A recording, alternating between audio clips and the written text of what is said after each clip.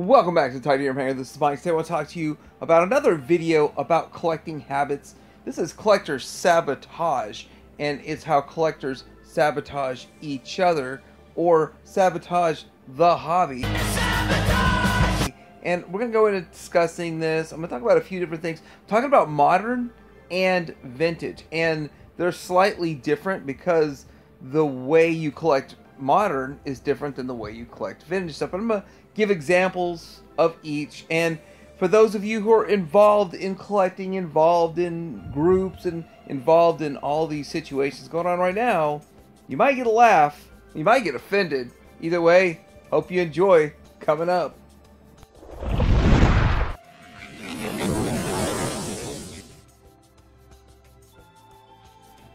So the first thing I want to talk about is when somebody pops up on like a Facebook group, or they come out and they ask for help. I'm looking for this. Can somebody hook me up with the Cobra Commander? The joke is always, it's for my son. My son really wants it. It's for my kid.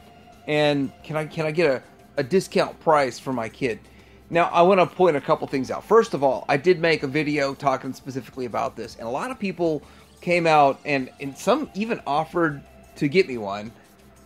And that was really nice of them, but really the help to say it's going back up the next day, and I got one the next day, and it's shipping. So I'm pretty excited for that. But a lot of people still missed out on this, and it's going to be a challenge for people to get their hands on this. And you get a lot of smart aleck comments in the Facebook groups, and I was actually thinking about screenshotting some stuff, but people make a lot of smart aleck comments in the Facebook group when you ask for something. Maybe not this specifically, but you're looking for something that's hard to find and it's rare, and they're saying, well, what is a good price? What do you consider an acceptable price? Well, the average person would say, well, for 40, please. But yeah, they're selling for around the $100 mark. Probably prices are going to start coming down now that these are shipping out, and people that are flipping them, they're going to flood the market. I hope to see that's what happens, and people can start getting them for a reasonable price. Maybe you get them for 60 instead of 40 or something like that. Overall, people do make a lot of smart aleck comments when people are looking for stuff. Not really sure why, but it always seems like the classified group of people are the ones that it's kind of funny and entertaining to read. But if you're the one looking for this, it's frustrating and irritating. And then this Vamp here is skyrocketing in price. It's still up there. I mean, you look at the 187 is bids with a couple days to go, and the 155 has got 4 days to go. And so looking at this thing has gotten more and more expensive as time goes by. I still think we'll see another run of these. Hasbro doesn't like leaving money on the table. And when people like, say, scalpers are selling theirs for double, almost triple the price now, then Hasbro's definitely leaving a lot of money on the table with this Vamp. And truthfully, I think an AWE Striker would be a lot cooler. But some people are actually pretty helpful, and they give some reasonable expectations. But a lot of people say you need to expect to pay about $200 to get this thing, and that's just where it is now. I try to put it out there. I hope for a reissue. But then again, that's probably bad, because if they don't reissue it and they don't put it out, the price just keeps going up the longer you wait when you get into that situation. Now, it's a little bit different situation when you get into vintage stuff. Now, I'm just going to give you an example here. This Dragon Riders of the Sixth Dragon is a bit challenging to find. I want to say that it's challenging to find, but it's almost non-existent new in box that's been opened. A box a little bit damaged. I have no idea how much this is going to go for. 600, 1,000, 2,000. I have no idea. It's crazy. You don't see this very often. But see, one of the things that I start noticing is somebody's like, hey, can you help me out with this? Does anybody have one of these? Could you hook me up with this for a decent price?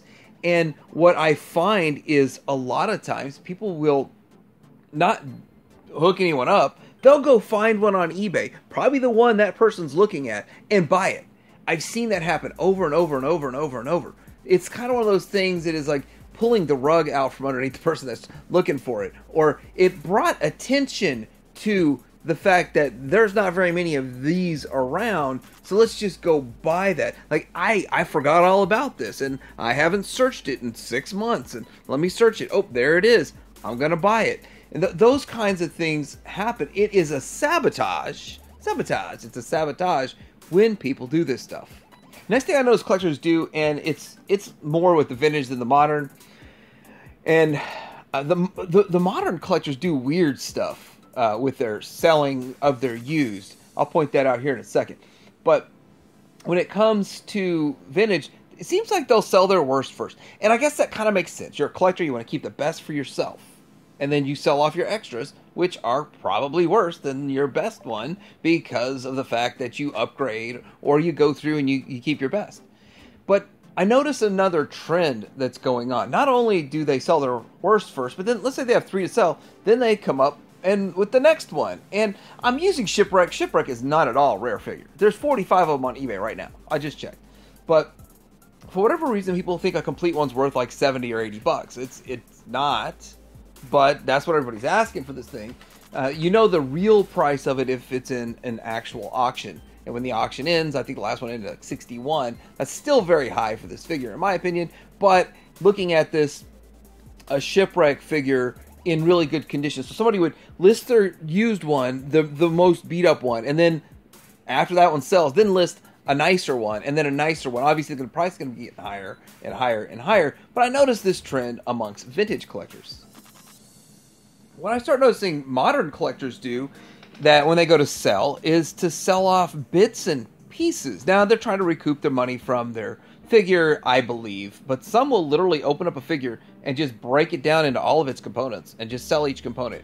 And the adage is that the parts are worth more than the sum of the total or the sum of the whole. And so if you say the price of one figure is worth 55 bucks for a Super 7 or something, but you can sell each piece in there for $5 each or $10 each, maybe $10 each, $15 each according to this, then you're going to come out of it with making a whole lot more money than just selling one. But it's interesting to see that I see it more and more with modern stuff. You see vintage where they're selling parts and pieces because that's all they got left. But this is, you're literally opening it up and you have it complete, but you're going to sell it off in parts. That's a bit of a sabotage in a way. And on the other hand, if all you really wanted was that snake up there for $15, then you don't have to buy a whole $55 figure. Next thing I noticed collectors do to sabotage each other is the sniping.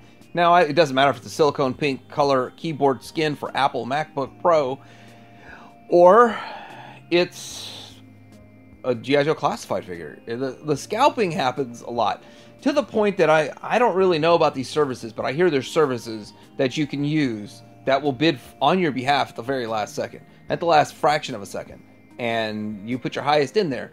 The reason that those services are a big deal is because of the fact that if you bid at 30 seconds, someone's got 30 seconds to counter that bid and to bid up. But if it's at a fraction of a second before it's over, and your bid's 50 and it goes to 65, you can't go bid 100 at that point. It's just over. You lost. So this sniping at the end, it's a sabotage, and both modern and vintage collectors do it. Now, this hasn't really been a big problem for a long time. Since the 2020, 2021, it was just a huge problem. And it is buying pretty much everything on the whole shelf. And when all you get's one case, then sometimes it's only buying 4 figures or 6 figures, or I guess in this case 8.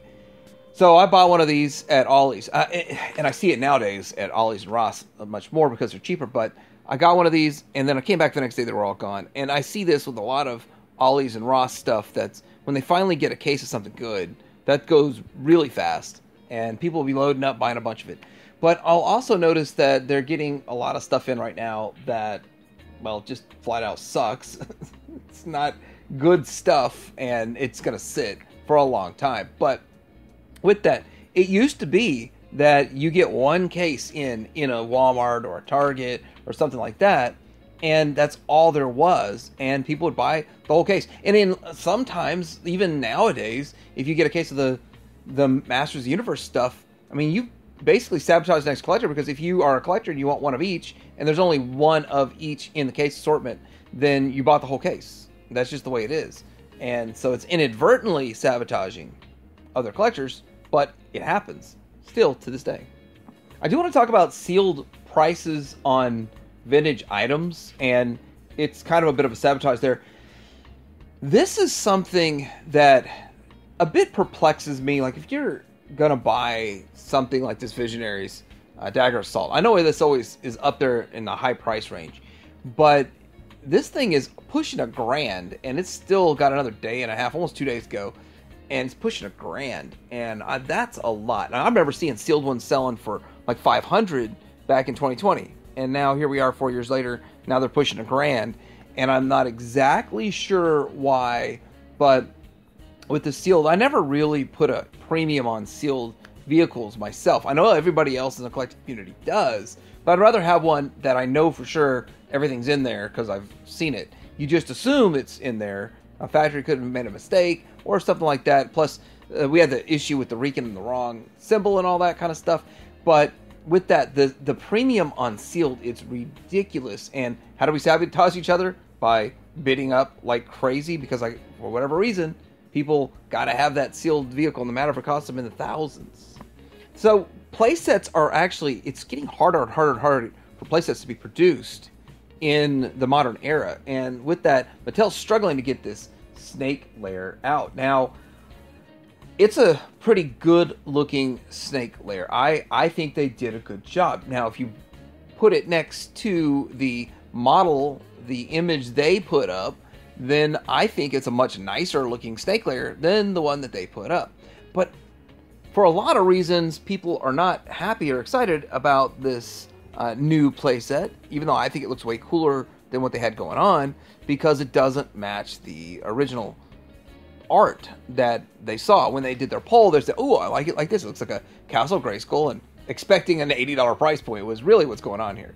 They put it at a $300 price point, do a whole lot more with it than just what you're going to do in that kind of folding clamshell. This is something that now they're back to the drawing board. Probably isn't the greatest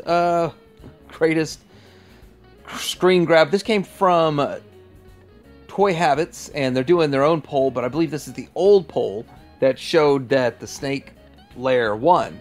I didn't vote for it at all. I think the new version is pretty cool. Didn't vote for it at all. I voted for Attack Track, and I voted for that, and or I can't remember what else I voted for, but I really just only wanted the Attack Track. And so with this, do we sabotage ourselves by asking for something that we really don't want? Is that what really happened here? Because I feel like that's what really happened here. I did not want the snake layer, but I mean, I would probably buy one because it does look pretty cool. I wanted an animation correct Attack Track. Did not really care for the snake layer. I think everybody else sabotaged this situation. Getting into the last of my couple of sabotage topics here, and I noticed that when it comes to vintage collecting, because, well, there's really very few modern playsets, but vintage playsets, they're very rare and hard to get now in some cases. Now, Castle Grayskull is a dime a dozen. Same thing with all of the Master Universe ones. But when it comes to something like the Robotech SDF-1 or something like that, that people very seldom find it at all, let alone complete. And a lot of times, people are buying a second one to complete their first one, and then they strip out the parts to actually sell off their other one as just basically a shell of a husk. I wonder how many times a playset has been bought, parts pulled off of it, and then resold to where now it's literally just a shell. And I see it all the time. Now, the other one I want to point out is the Ghost House. Now, these are very expensive, very rare and hard to find playsets. Now, whoever's on eBay with this wants $4,500. But there's also a cheaper one over there, which it's missing even more parts, much worse condition, and it's an auction. Don't know what it's going to end at, but I kind of feel like people buy these up, strip the parts, and then try to resell them with less and less parts until it literally is just a shell.